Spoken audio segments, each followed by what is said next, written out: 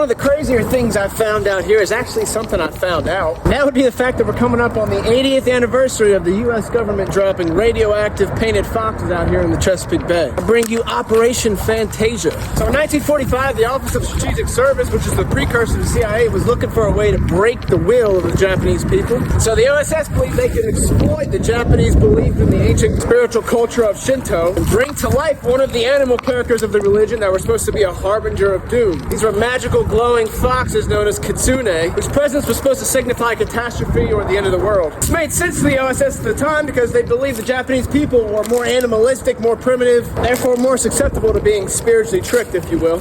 So the OSS believed that if they could find a way to make the Japanese people believe these magical foxes were starting to show up, they'd be so terrified of the impending doom that they would just quit the fight. Now, this would be akin to the Japanese government saying, let's strap a speaker to a snake like a snake in the Garden of Eden, send them around Christian Americans to make them think that Satan was now back and coming for them.